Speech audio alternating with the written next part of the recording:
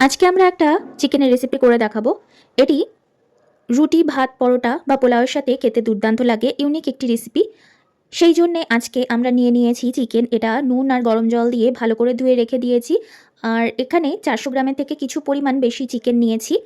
লাগছে মশলাতে পেঁয়াজ কুচি, ক্যাপসিকাম কুচি, রসুন বাটা, পেঁয়াজকুলি কুচোনো, ফোড়নের জন্য তেজপাতা, কুচোনো কাঁচা লঙ্কা, আর লাগছে আদা বাটা। গ্যাসে কড়াই বসিয়ে আমরা অনেকটা পরিমাণ সর্ষের তেল আর সাদা তেল মিক্স করে দিয়ে দিয়েছি। তারপর ফোড়নে দিলাম তেজপাতা, কুচোনো পেঁয়াজ, রসুন বাটা, আদা বাটা, কুচোনো কাঁচা লঙ্কা। তারপর চিকেনগুলো দিয়ে ভালো করে কষালাম। চিকেনের থেকে যতক্ষণ না পর্যন্ত জল ছাড়ছে।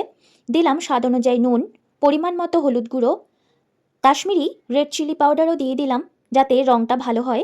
এই রেসিপিটি শীতকালে বেশি ভালো হয়। সমস্ত কিছু শীতের টাটকা সবজি দিয়েই তৈরি হয়।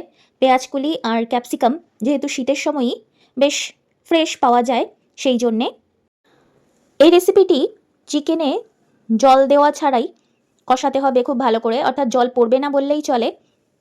আর তারপর দিয়ে দিলাম ক্যাপসিকাম কুচি, পেঁয়াজকুলি কুচোনো। আমরা এতে ব্যবহার করেছি পেস্ট গুঁড়ো মশলা, আর চিকেনটা ভালো করে সেদ্ধ হওয়ার জন্য সামান্য জল ইউজ করেছি।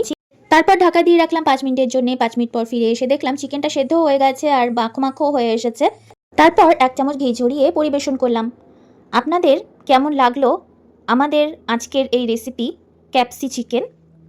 আমাদের আজকের এই রেসিপি আপনাদের কেমন লাগলো অবশ্যই কমেন্টসে জানাবেন। আর ভিডিওটি পছন্দ হলে একটি লাইক এবং চ্যানেলটিকে সাবস্ক্রাইব করে আমাদের সাথে থাকবেন। দেখা হবে এই চ্যানেলে নেক্সট ভিডিও নিয়ে। আজকের মতো টাটা।